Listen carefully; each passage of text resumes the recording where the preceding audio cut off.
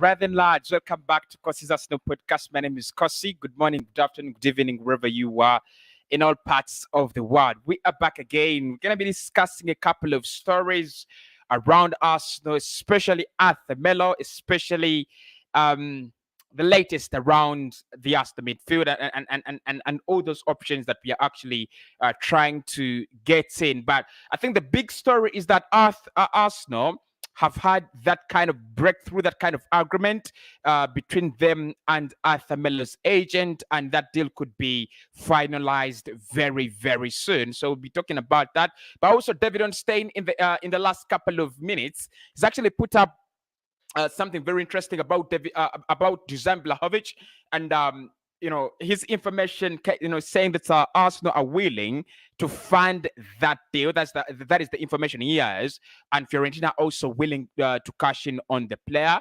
and a couple of other things that we'll be discussing. Consider smashing a like on the video if you feel like the content is good. Consider subscribing to the channel. Help me to get 100,000 subscribers this year. That would be absolutely marvelous. It is my target, 100,000 subscribers, but we can only get there, lads, if you do smash that subscribe button and the like button as well. Right, so where do we begin? Thomas Partey, let's start from there. Thomas Partey has landed in London, so he's back.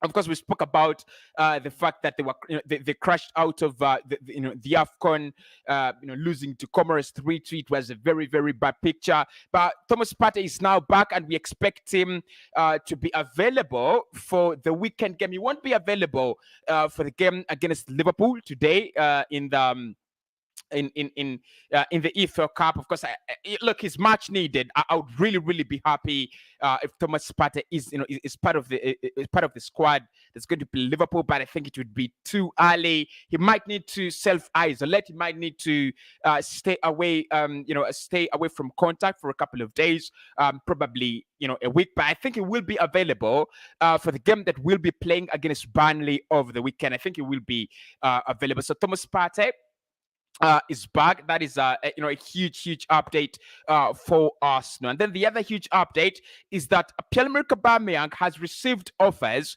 from Al Hilal and Al Nassr now, and it is still believed that a deal will happen. A deal could be close to happening. Aubameyang could be going to either Al Nassr or Al Hilal. Now, yesterday it was only Al Nassr, according to the information I had. It was only Al Nassr that were trying to sign Pierre-Emerick Aubameyang, but at least I know that Al Hilal have always been there in the shadows. They've been interested for quite some time now. Actually, they were the first club to come out and try to talk to Pierre-Emerick Aubameyang, but he refused the offer, and he said he wants to stay in London. He wants to stay in Europe. He doesn't want to go outside Europe in terms of his options. But it looks like he's been pushed on the wall. He's also back actually in London, and he has had a couple of examinations with COVID and things like that. But I think the bigger picture now is that his transfer to Al Nassr and Al Hilal, his transfer is on the cards, and it could happen very, very soon. Some reports, indicating that there is an agreement between Pierre-Emerick Aubameyang and Al Hilal or Al Nassr, because look, he cannot have an agreement with both clubs. But I think it is Al Hilal, that is being reported that there is an agreement between the player and Al Hilal. However, at the moment, I can only confirm that those two clubs have approached Arsenal, and they have expressed their interest in the player, and we still wait to see what's going to happen out of that. Right, so before we get into the Arthur Melo saga and stories of what is happening, wherever it's happening, let's start off with an update around Dusan Vlahovic, because basically not much information is changing. Yes, there has been a couple of stories that have been breaking through, but I've not seen anything absolutely very, very new. I've not seen something very very new. I've not seen anything very, very new. So with Dusan Vlahovic at the moment, what is happening? David Onstein, this is what he has said. My information is that AFC, because he said, my information is that they, Arsenal, would be prepared to fund the move, and I think Fiorentina would be prepared to cash in. Whether he wants to do it now, whether his agent will play a key role in the situation, uh, uh, uh, um, will play a key role in this situation, wants to do it, it's a different matter. And it says it was a summer plan to fill a striker position, but if AFC could bring it to January, they would do it. It might it may see them steal the match on some of their rivals for players like Vlahovic, who's in the top list, Isaac, Diallo. It's more desire than deals waiting to go. So that's according to David Onstein in the last in the last 13 minutes. That is put out in the last 30 minutes. Actually saying that Arsenal are more than willing to do this deal in January. Our initial position was to go for a striker in the summer. And I think I talked about that. I reported about that in December. It was still from David Onstein and Charles Weiss. They came out and said Arsenal want to get in a striker, but that is more likely in the summer. They're not looking at a striker in January unless there is something very, very special. And it looks like Vlahovic and the situation is absolutely very, very special. And they feel this is a transfer they can do in January. This is a transfer they should do in January to fight off competition from of the player from clubs like City, from clubs like United, Bayern, Barcelona. They just want to do it in January. And I think it makes sense because in January, there are not so many clubs that are willing to spend that much. I think that's what Arsenal are looking at. And was it David Onstein still who said that Arsenal are more than willing now to spend money on this project, and they want to take advantage of advantage of the market situation, that is COVID-19 and things like that, but also take advantage of release clauses and players whose contracts are actually running down. I think this is what they're trying to do. They know Fiorentina are desperate, and look, I think there is so much inconsistent information, out there on what's going to happen with Vlahovic. But what is known true is that Fiorentina do not want to sell in January. Now I've seen that story and it's not true. It's from Dimarzio and I don't believe that Dimarzio actually put that out, because he's the same man who actually broke that story, that there is an agreement between Fiorentina to sell and Arsenal to buy. So there is nothing for me. There is nothing like Fiorentina do not want to sell. The player is left with 18 months on his contract. They know this is actually less than 18 months now. They know this is the perfect situation where you have to sell. There is no other player. There is no other place. There is no other time. This is when you get the maximum value out of a player whose contract is running down in the next 18 months, and they're not going to renew their contract, because that much we know, that Vlahovic has already told them, I'm not going to renew 3 contract proposals turned down. So he's not going to sign. So according to Onstein, he's actually put that that picture very, very clearly now. Arsenal willing to fund the move because it's a big money move. It's a huge money move. If you look at all the rumors that are being circulated, much more of Dusan Vlahovic asking for around 80 million euros per year, per season. Then you have his agent asking for around 10 million euros, for this transfer to happen.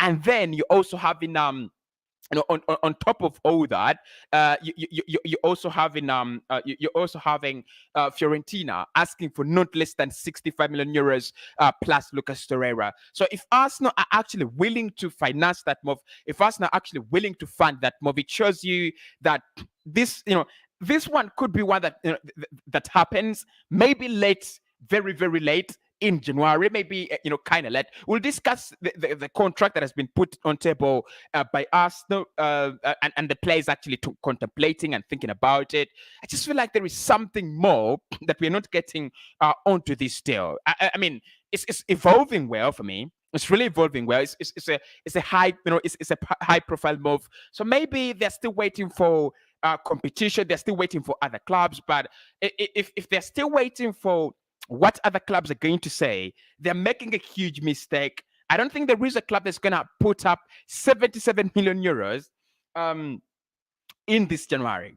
I don't think. It's always in the summer. In most cases, it's in the summer. And if you look at Arsenal, I mean, it's. I think it is only because it is Dusan Vlahovic. Arsenal willing to make him the most paid player, at the club. Arsenal willing to do that. Arsenal also willing, to pay over the odds for Dusan Vlahovic. It's interesting. It is absolutely very interesting. So David Ornstein, they're coming out and saying that Arsenal will fund and they will back Mikel Arteta if he wants to get in Dusan Vlahovic. And a 5-year contract has been placed on the table. It is being reported that the player is actually thinking about it. Arsenal, I think that's the strategy we are trying to use. Make him the highest paid player. Make him the player that earns the most amount of money at the club. Because at the moment, if Arsenal are going to offer around 300,000 pounds per week to Dusan Vlahovic, that means they're more than that is multiplying his wages currently more than 10 times. He's earning 25,000 per week. If you give him 250,000, that is multiplying his wages by 10 times. Now, if you give him 300, that is around 12 times, around 15 times multiplying his current wage. There are very few players that are actually going to turn that down. Sky, of course, have already told us that the player is also thinking about a couple of things. He wants to move in the summer. He would be very, very happy if a deal happens in the summer. And he's also thinking about the coach and the manager that's actually going to be coaching him and managing him. There's so many things onto this deal, but the latest from David Ornstein is that Arsenal are more than willing to pay the money and fund this move should Fiorentina and the agent of the player actually have a consensus. But moving on to more positive things and more positive stories, today ahead of our clash, ahead of our clash against Liverpool, we have some beautiful news because Martin Odegaard, Tomiyasu, and a couple of other players are back as well. So I think it's going to be, it just makes us a little bit more competitive, and it's going to be one of those. It's going to be one of those, clashes that hold more water. That because I think in the first place, in the first game that we played against Liverpool, it was really different. It was so different. Our players were not available, and then you have that red card that was, that we conceded against, from Granit Xhaka. It was nasty. Actually, Xhaka has been speaking about it in an Instagram live, and he said, he said if he does wrong, he's going to be the first player is going to be the first person to acknowledge it. And he says in that scenario, he actually deserved the red card. I'm surprised, by the way. I'm very surprised because we're also going to speak about Xhaka and the betting saga. We're also going to speak about that because there is some betting saga that really doesn't look very well, in terms of Arsenal and the public image. But Xhaka on his red card against Liverpool, he said, honestly, I deserve the red card against Liverpool. I will be the first person to admit when I do wrong, but lots of other decisions since I came to London have gone against me and were wrong in my opinion, right? So that is Granit Xhaka speaking about that red card. Now, before we get into Arsenal and things and the other things, but let's talk about Arsenal and the FA investigation this season. I know you have heard about it. So the Athletic put out a very interesting article yesterday. I know I can find it because it's one of the last ones I retweeted about, and it really called for concern. Absolutely, yeah, it called for concern. So this is what the Athletic put out yesterday. They said the FA is investigating a yellow card received by an Arsenal player in a Premier League fixture this season amid concerns of suspicious betting patterns. So if you go ahead to look at the full story, they said that bookmakers flagged to the FA an unusual amount of money placed on the player being shown a yellow card during a league game this season. Currently, the Athletic, they claim that they know who the player is, and they claim that they know the match and it happened and the identity of the player. But at the moment, they have actually decided to conceal the identity of the player. However, it is more rumors and more talk is actually pointing to Granit Xhaka that he could be the player who picked up that yellow card amidst suspicious betting patterns. Interesting.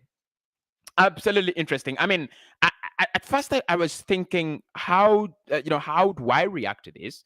That is what I thought. Yeah, that's what I thought. How do I react to this? Because look, so to give you the whole picture of what I know, it is rumored that Arsenal against Leeds, in that game that we won, was it 4-1, 4-0 in the second leg around December? Granit Xhaka was shown a yellow card, right? And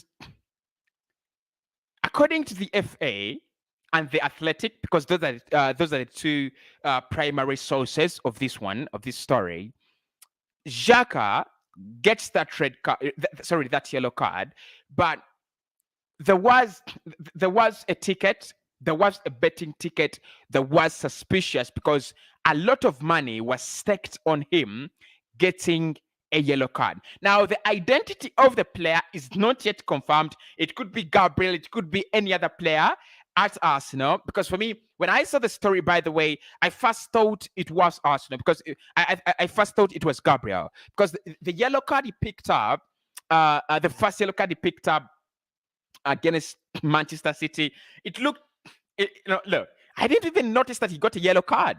Then I see him getting a red card, and I was like, okay, where did he get the yellow card first? Then I reviewed and it's quite silly, isn't it? It was really quite silly. But look, I don't know whether all people are pointing to Granit Xhaka because he is always targeted, or it is true that Xhaka actually was involved in that betting betting incident. But if it is Xhaka, I think Arsenal will have, and I'm not really going to speak much about this because we don't know who the player is. But for me, if it is Xhaka, then it's on Arsenal, it's on Mikel Arteta. Yeah. It should have left a long time ago. And I've already said this, Xhaka is one player that should have left this club a long time ago. But anyway, lads, at the moment, let us leave it to the FA to do their investigation. We don't trust them, do we? I definitely don't trust the FA. But we'll give them some time, and we'll see what actions do proceed after the investigation. We'll try. I think then we'll know who the player is, what exactly happened, and the actions that are really going to be taken. Because I mean, getting a yellow card because of betting, because the allegations are that the player knew about the stake. He knew about the betting patterns, and that's why he picked up that yellow card, which was not even, which was not even called for. But if you bet, if you place a bet for a yellow card, and I just feel like a yellow card is something that is easy to get. I mean, just do a bad tackle and get a yellow card. Anyway, lads, I mean, let's leave it to the FA. And when we get more information, then we'll discuss more about it. Let's get to Melo. Arsenal finally getting a breakthrough, in that deal. It should be the first deal that we do, in terms of the bigger squad in terms of the first team. In the second team, under 23s, of course, we've talked about a new signing, defender, under 17-year-old defender that they will be getting. But Arthur Melo will be Arsenal's first signing if nothing changes this January. And there are two players that now Arsenal, are eyeing before the end of January. That is Dusan Vlahovic and Arthur Melo. So yesterday, according to Fabrizio Romano, Charles Watts, breaking that story. I mean, I need to give Charles Watts more credit than I'm giving him, because he deserves it. Definitely, right? He deserves it. So this is Charles Watts yesterday confirming that the agent of the player Arthur Melo actually was in London at the Arsenal training ground, and they discussed with Edu all details to complete this signing, right? They discussed in detail all about this signing. So Arthur Melo, it is reported today in the morning, it has been reported that Arsenal and Edu did agree to an 18-month loan deal with an option to buy for Arthur Melo. However, Arsenal do not want to include an obligation to buy, right? And this is the latest around 3 minutes ago, and they're saying Arsenal could open the door to an 18-month loan deal with an option to buy for Arthur Melo, a deal that would meet the needs of Juventus.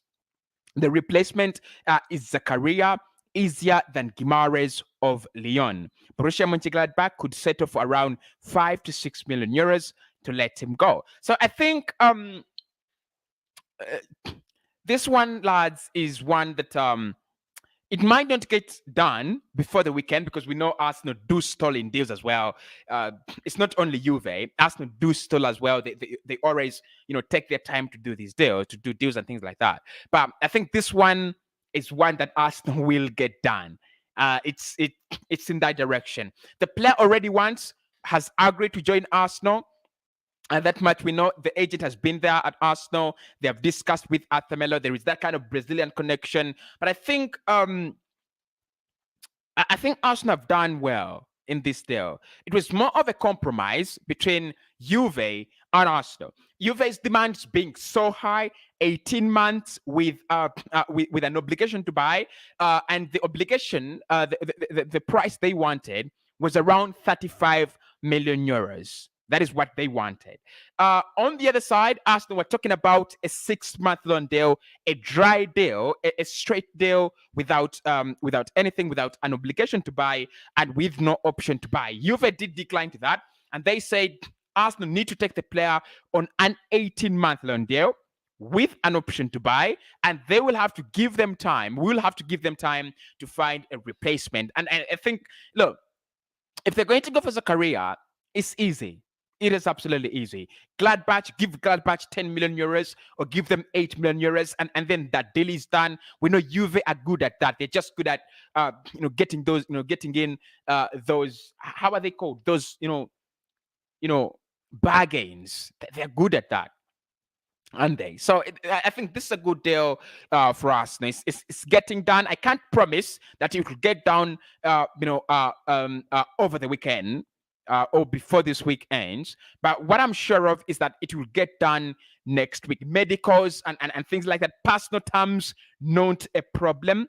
And the player is really interested in joining and excited in joining Mikel Arteta's project. I think this is what Mikel Arteta has always been talking about when it comes to players loving joining the club and always being in consensus, with the project. This is an easy deal. This was an easy deal right from the beginning. I think Juve have always wanted to buy themselves some time. They've always wanted to buy themselves some time, find a replacement. They were interested in Bruno Guimaraes. The player is not interested in joining them And now it looks like they will be going for Dennis Zakaria. But what a signing! Let's speak about it, lads. Right? I think now we speak about Melo in light that he's gonna be joining Arsenal rather than in light that he might join Arsenal. I think it's more exciting. It's really more exciting. I'm gonna say what a signing Arsenal will have pulled off in Melo. What a brilliant signing! He's a brilliant player. Is a brilliant player. I think one thing I'm going to really love about the signing is it gives us more options rather than Granit Xhaka, right? It does. Look, I think Mikel Arteta is not really happy with the idea of Thomas Partey playing alongside Albert Lokonga. It doesn't seem like that, right? It doesn't seem like that. He's not happy with that idea. He wants Partey, alongside someone who's a little bit more, progressive, alongside someone who's more, brilliant, but also not the kind of player that is extravagant, extravagant really, but the kind of player that is, good at ball distribution. As simple as that. That kind of, Jorginho kind of player. And I think that is what you get in Melo. But for me, as a person, and this is absolutely selfish for me, I love Melo.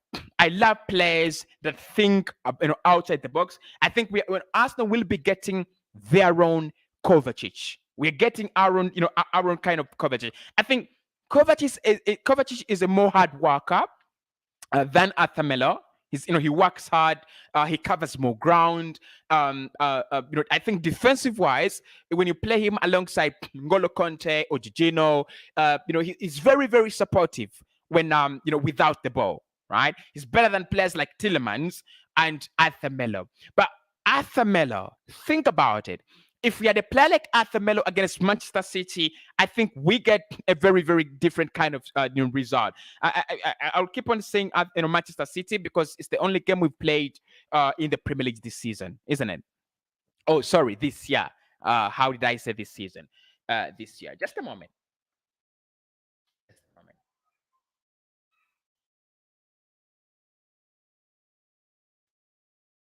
Right. So this is our football.london as well. 9 minutes ago, and they're saying that Arsenal on their way to completing that Melo deal. So listen, lads, there have been so many players we've been linked with, and I think my priorities were, number one, I wanted us to go for Bruno Guimaraes. I think he's a hybrid. I think actually when I talk about when I talk about balance in the midfield, he's really, really balanced. He's so balanced, Bruno Guimaraes. In number two, I had Gino Wijnaldum there.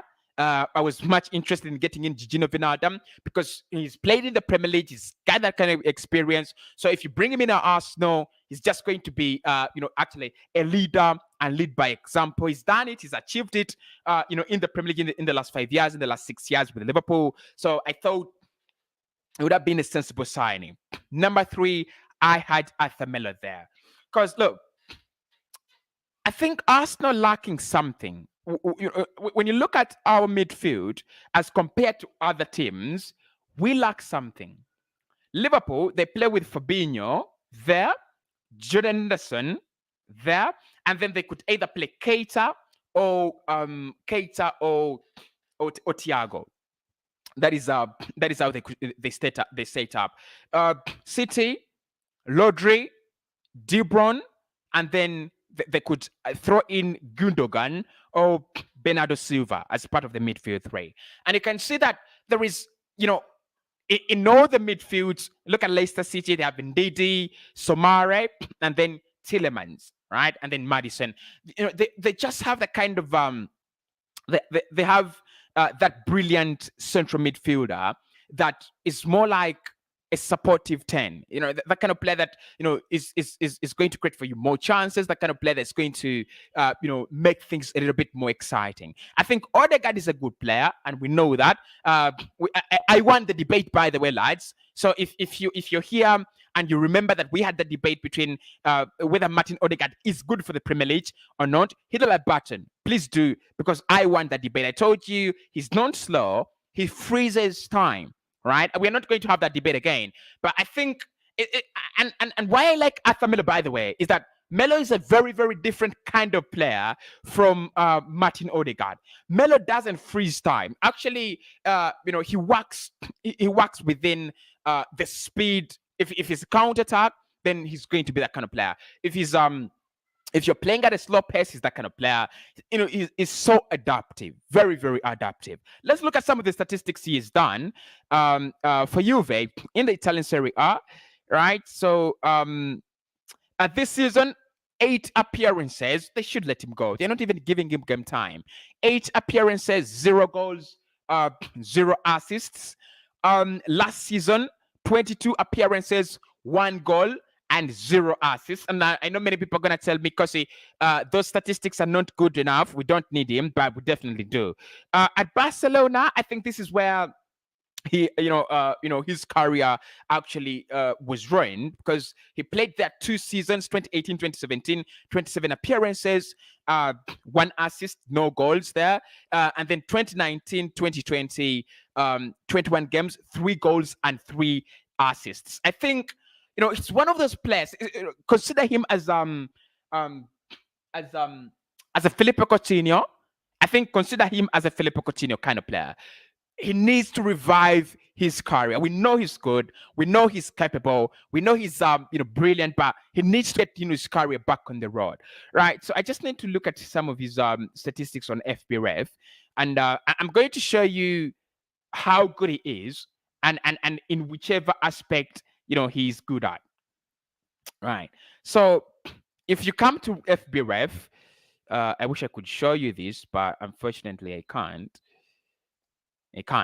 But I'm going to read to you, right? So if you look at the strongest attributes of this game, pass completion 92.7% accurate. 92.7% accurate. And this is a player who predominantly plays, he doesn't really play that deep. So he plays in a little bit of an advanced role. Consider him your Santi Cazorla, your Samuel Nasri, right? So his passing accuracy being 92%. He's not a defender. He's not a goalkeeper that he's ought to have that, but he's that kind of player that is going to add, that's going to be, around that, penalty, not penalty area, but outside the 18-yard box of your opponent. So that passing range, that passing, accuracy is good. Passes attempted per 90, 81.29, stands at 96%. And I think that is key when it comes to Mikel Arteta and the game we're playing, because that is what Mikel loves. That is what Mikel wants. Can you pass the ball? Can you pass it well? Can you pass it, many times? Are you free, when it comes to receiving the ball, and are you free when it comes to releasing it? I think that's why players like Ben White are in that starting lineup. That's why players like Aaron Ramsdale are in the starting lineup. You need to be accessible to receive the ball always, and then you need to be as brilliant as well, in terms of picking out players that are really available. And he does it so many times. Per 90, 81.29 times. Pressures per 90, 20.4. Brilliant, absolutely brilliant. He applies 20.4 pressures for a midfielder who plays in a pivot. Because look, in the Premier League, you need to apply those pressures. If look, I'm so sorry, we've not done any match reactions on 99 Sport, but we will do a couple of them, starting with the game that we're having today, and probably some AFCON reactions. But the good thing with the Premier League is it calls players to be active. And if you watch that Brentford Manchester United game yesterday, United were literally not applying any pressures when Brentford were in possession in the first half, and it looked so ugly. In the second half, United took the ball by themselves, and Brentford, they failed to apply the pressures, and 3-1. It just changed like that. You can't allow your opponent in the Premier League to have the ball without any pressure. You can't allow that. It's what is it called? It's not acceptable. It's just not acceptable. If you look at the earlier games that we played in this season, the kind of Arsenal that was like disorganized, that kind of Arsenal that was weird. Like you're playing against a team like City, but then you cannot even apply pressures. So City's passing the ball so freely, like they're in training. Actually, if you've watched both games against City in the Premier League for Arsenal this season, you understand what I'm talking about. You have one game where Arsenal really did nothing. They provided nothing in terms of applying pressures. And then you have another game where Arsenal really provided 100%, 100% commitment in terms of applying pressure, pressurizing City and everything like that. City needs something solved from the referee to get those 3 points. That is what happens in the Premier League. And I think Melo, is he made for the Premier League? We do not know yet, but his statistics actually show that it's actually that good. 20.4 pressures per 90, that is good. And his percentage there, 72%. 72%, right? So there's a number of times, applying pressure to an opposing player who is receiving or carrying or releasing the ball. Absolutely brilliant. Now, progressive carries per 90. Progressive carries, those are carries that move the ball towards the opponent's goal at least 5 yards, right? Or any area, or any carry into the penalty area. Excludes carries from the defending 40% of the pitch. So progressive carries, those are times the player gets the ball and they're driving inside the penalty area, inside the opponent's box, or at least they're that close to the opponent's box. Per 90 minutes per game, that is he carries the ball 7.06 times, 7 times, right? Just to round off, 7 times. So 7 times.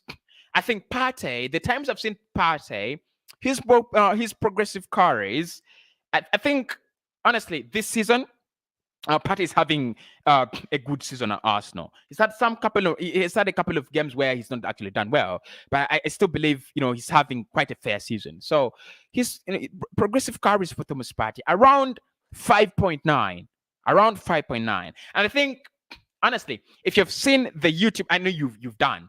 If you've seen the YouTube clips around Arthur Melo, then you know his strength. For me, the strongest attribute of Arthur Melo's game, and why I like him, because it reminds me of Cazorla and Nasri, is his ability to pick up the ball and carry it into advanced areas. He's not good at passing. Let's look at his passing just a minute. Passing, where are you? Passing. Progressive passes, passing. Okay, it doesn't show it here.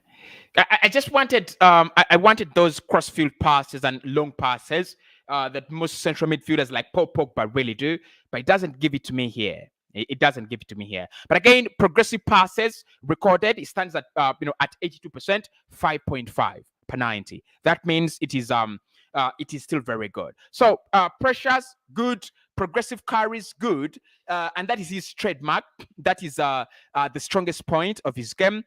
Then progressive passes, 5.5. Tackles per 90, 2.28. His defensive part of the game is a little bit weak, right? Because actually, and the reason, I don't know whether this actually appeals to you, but it does to me. He applies 2.2 tackles per 90, and he engages in 2.2 shot creating actions per 90. Now, shot creating actions per 90 here, according to FB Rev, the two offensive actions directly leading to a shot, such as passes, dribbles, and drawing fouls.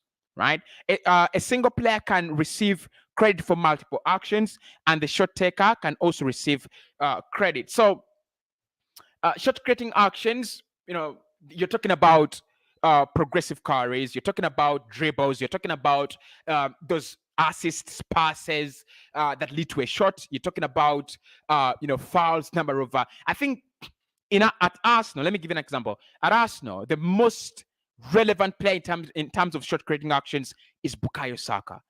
That lad, how many times does he get fouled? How many times does he cross in? How many times does he pass forward? How many times does he enter the penalty area? How many times does he try to score? Right? So Saka, and this is what I've always talked about, that you need that kind of midfielder that is obsessed with shot creation. Creating chances, and I think Melo is that is that player.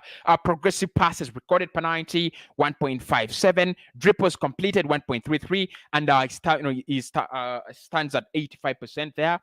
Completion ratio. Interceptions, blocks, very few, very few. So we are looking at a player who definitely gives us very little defensive wise and very much offensive wise, but still I think it's a very good signing.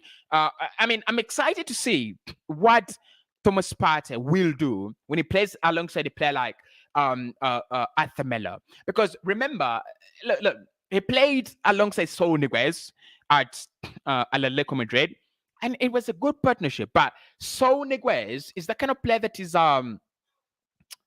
Niguez is an asset defensive wise. He's not a liability. Actually, when you think about what he offers going forward, you might think, what he's a liability defensive wise, but he's not. He's definitely not. He's not a liability defensive wise. But Melo, with a Brazilian kind of roots, yeah, he's a defensive liability, but one that I'll take. Yeah, sorry to say, but one defensive liability that I'll take. So there is an agreement there, lads, that for Arsenal between the agent, the player, and Juve as well. So we are still waiting for the advanced moves in that deal. Juve are still working to get in Denis Zakaria for around 6 to 7 million euros as a replacement of Arthur Melo, and it's going to be an 18-month loan deal. That is the information reaching my desk. I will try to go through and re-verify whatever is being spoken about Vlahovic and the agreement that Arsenal seem to have, and then I'll be very glad to let you know about what is going to about whatever is happening, in that regard.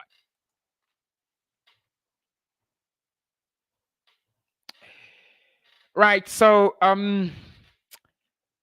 Kale says watching it from Kenya. Thank you so much for watching in, Kale. Anu says Edu Mumba about Coutinho.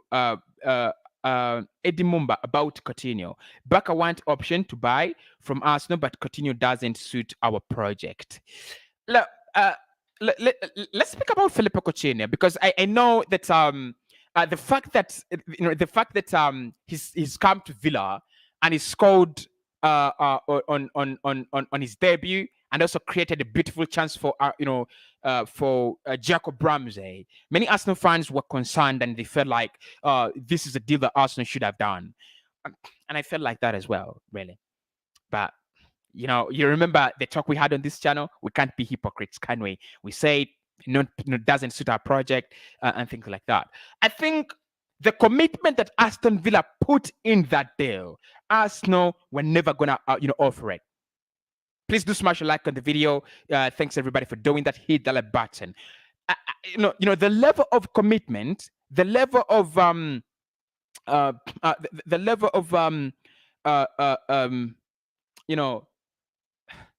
willingness Villa had in taking Filippo Coutinho, I think Arsenal were never going to do that. Listen, Villa were accepting to pay full wages, or at least 65% wages of the player. Villa included an option to buy.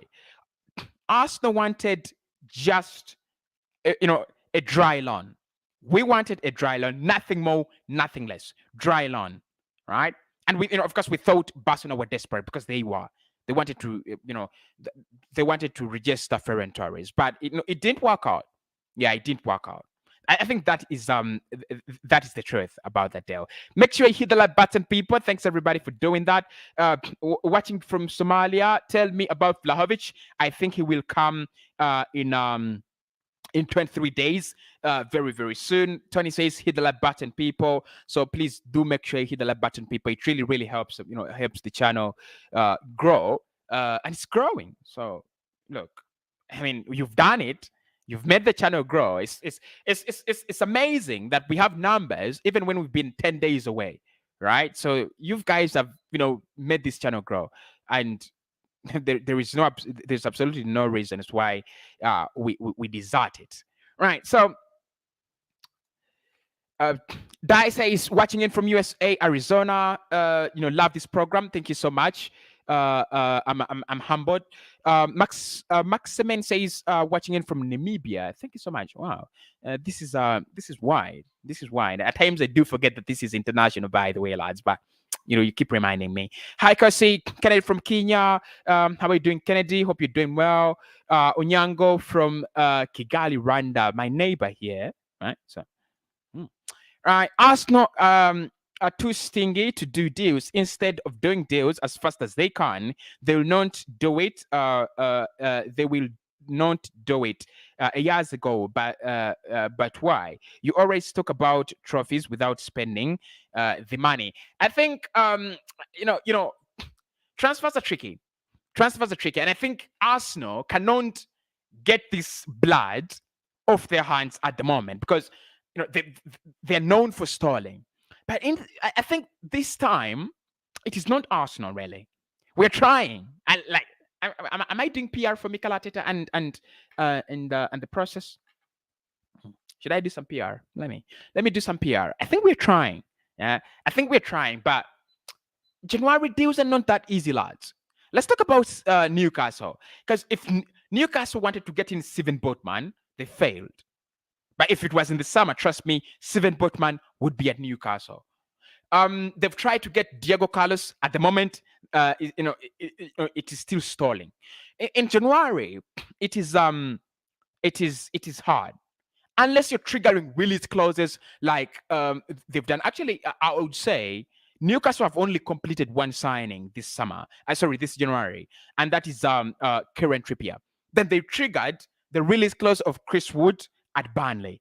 If it was not for his release clause, I doubt Burnley would be like, let us weaken ourselves and give Newcastle, who is our direct rival, our best player, Chris Wood.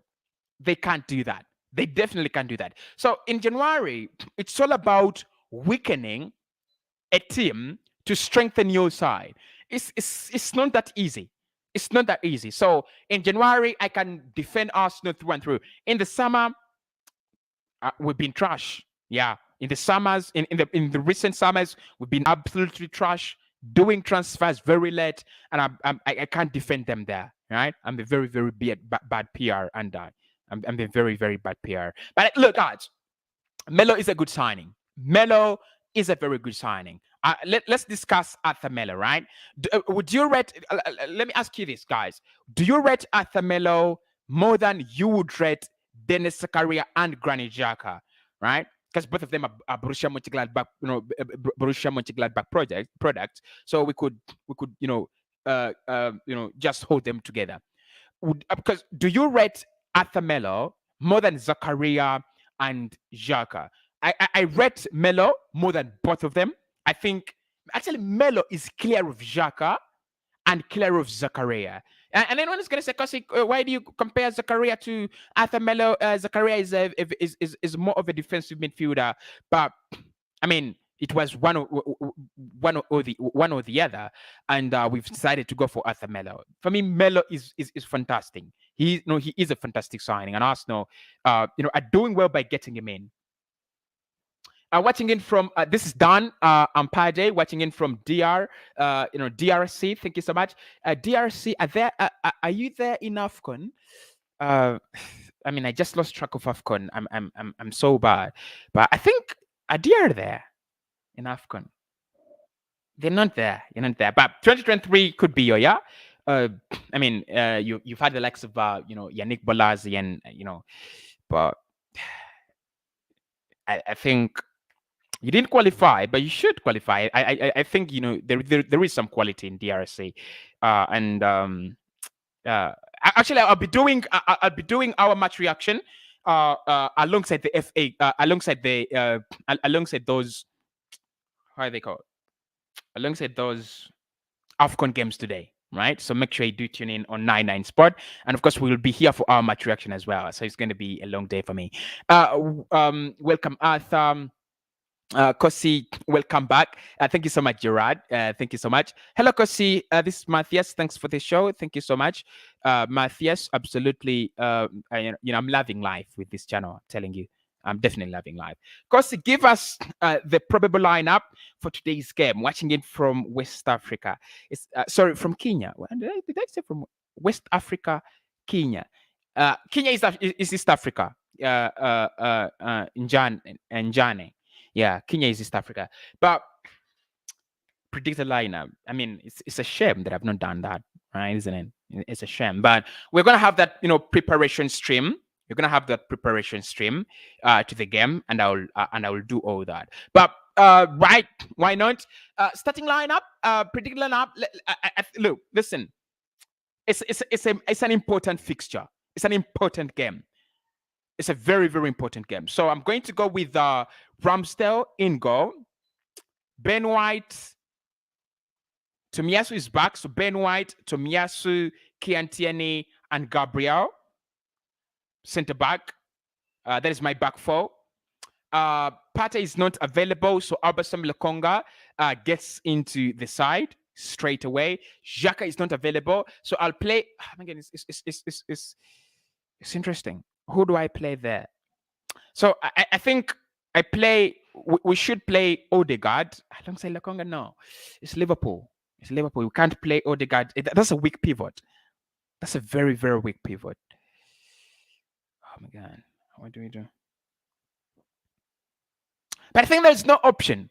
I think we are going to play Odegaard and Lokonga, in that kind of pivot.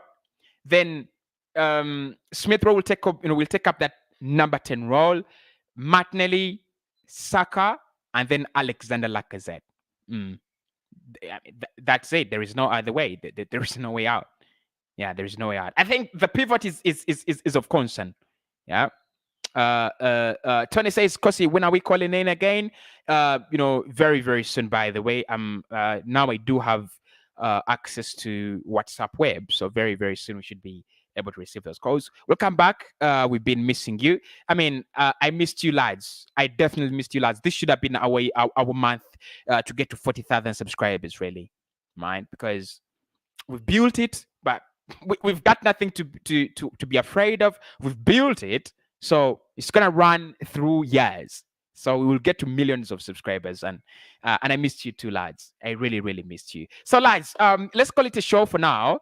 I'm going to, I will be back with Mikata press conference, predicted lineup, confirmed team news, party returns, and then we discuss the Liverpool game, and then we'll be back for the match reaction. 3 videos, per day, returning starting today, right? So I'm back in full swing. Why not? This is a message from Melbet, and they're saying make sure you do always check them out.